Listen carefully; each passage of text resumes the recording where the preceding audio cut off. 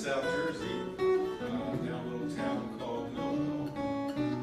And one of the gems of Millville is this little coffee house and bookstore called Bogarts.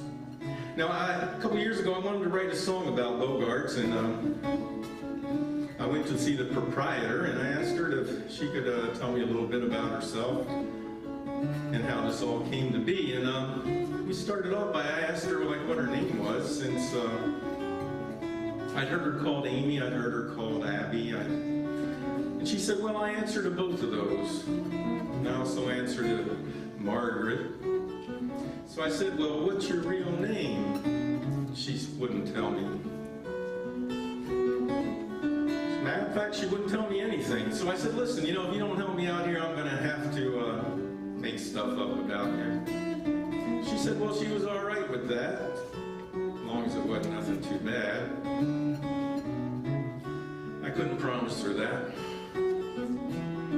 Here's the song that came out of that. There's an awful lot for you to browse at Bogart's Coffee House. There's an awful lot for you to browse at Bogart's Coffee House. Now you walk right in, you step around the stacks. Over to your left, you got your coffee and snacks. There's an awful lot for you to browse at Bogart's Coffee House.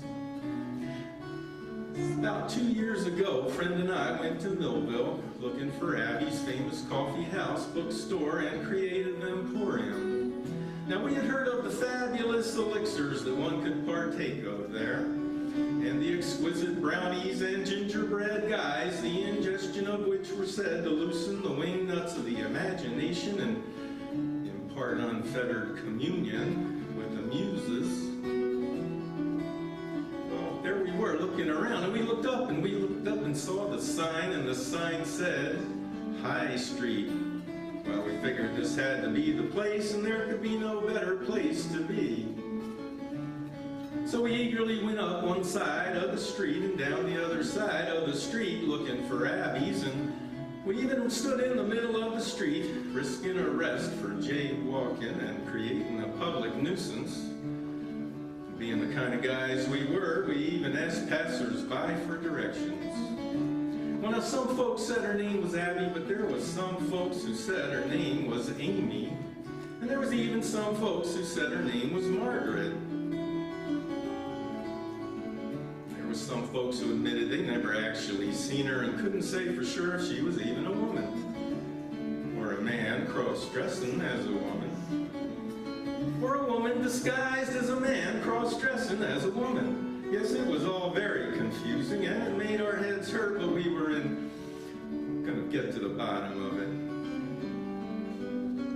Just then, across the street, in bold letters, above the faded facade of Champion's Hardware, was a caricature of a fedora-wearing, cigarette-smoking dog in these words: Bogart's Bookstore and Coffee House, inquire within. Well, that's what we did, friends. We went in, had a cup of coffee that couldn't be beat, bit the leg off a gingerbread guy, and instantly we were transported into the realm of the muses. And we heard them humming this tune. Da-da-da-da-dum, la-da-da-dum. And inspired by their presence, we put these words to it. Long as it's poetic, you can bitch and grouse at Bogart's Coffee House. If you make it rhyme, you can trash your ex-spouse at Bogart's Coffee House. Now, let's all get creative, plumb the depths of your soul. Contemplate your pain and let the words flow. Long as it's poetic, you can bitch and grouse at Bogart's Coffee House. We gently floated back down to earth and had another cup of coffee that couldn't be beat. Ate the rest of the gingerbread guy.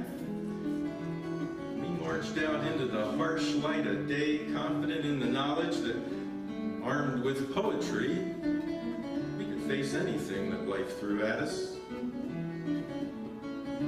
Now let me tell you a little something about Abby. Now, Abby Abby doesn't live in the bookstore. She lives upstairs with her fedora-wearing, cigarette-smoking dog, and seeing as how she had all that room downstairs where she wasn't living, she figured she could collect a lot of books.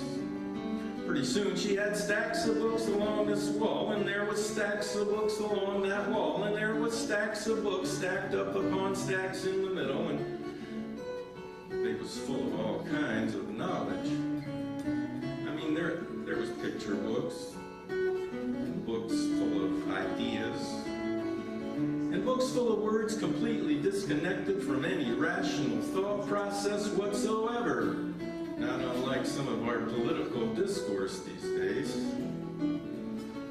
But it was all good, and she dug it, and then she had the sudden realization that she could turn a character defect into a money-making business. All she needed was a catchy name. Well, she looked around and thought Stacks would be a good name. But no, that was too mundane for a woman of such eclectic tastes and mystery. Just then, this cross-dressing, cigarette-smoking dog gave her a "here's looking at you, kid" look from under her fedora, and out of the haze of smoke, the perfect name and logo were born. Yes, Bogart's Bookstore and Coffee House felt just as right as a worn trench coat on a foggy runway. She put pictures and all kinds of artwork on the walls in the places where the books weren't.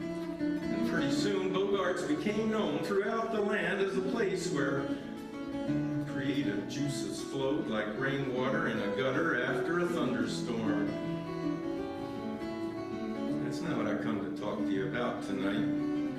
I come to talk about poetry and creative expression and all kinds of things that could be, should be, and would be made illegal if some folks have their way. Now, you may not know this, but there are folks out there who want to control what you can see and hear and read and say and even think. Yeah, these folks, they want to Taliban your book, censorize your thoughts, sanitize your actions, and generally take the fun out of your weird proclivities. Be they banging your bongos alone or with others, or shaking your rain stick in public places, or even dressing up funny, jumping around on stage and shouting out obscene doggerel to a deafening backbeat. You know what I'm saying? Yeah, these folks, they think the world would be a better place had Huck gone down that river without Jim. Think that Holden Caulfield should have just sucked it up, quit complaining, and become an investment banker. And that Humbert should have stuck to women his own age. Yeah, these folks think that the world would be better off had we never heard Whitman's barbaric yop or shuddered to Ginsberg's howl. So, if you don't want your freedom of creative expression to become a controlled substance, you gotta sing the Abby's Coffee House song.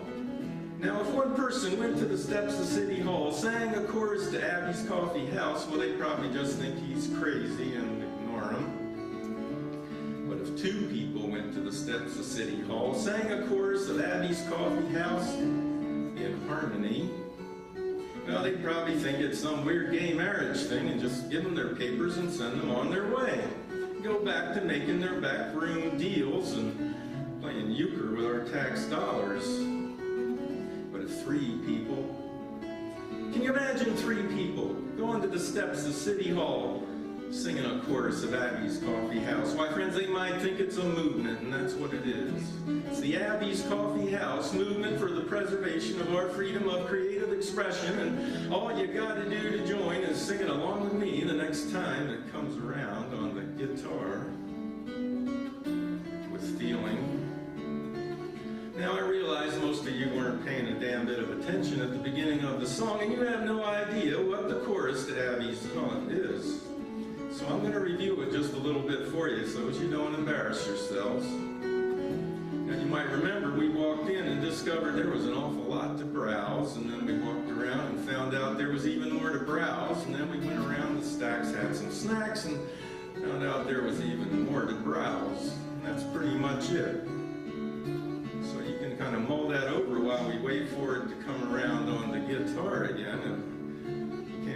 these things. It's got a rhythm of their own. Whoa. All right, get ready because it's coming.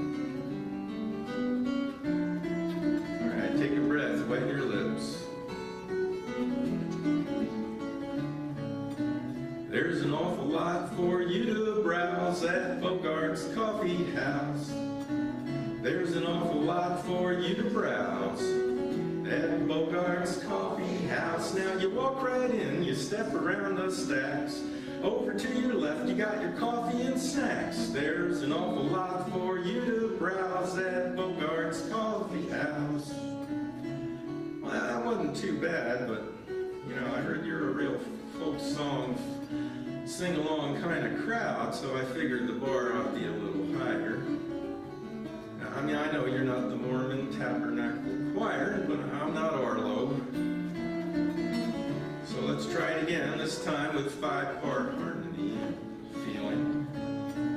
There's an awful lot for you to browse at Bogart's Coffee House. There's an awful lot for you to browse at Bogart's Coffee House. Now you walk right in, you step around the stacks.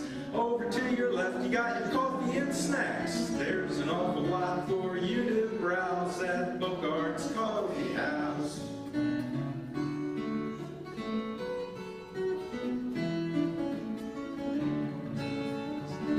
Wow, thank you very much.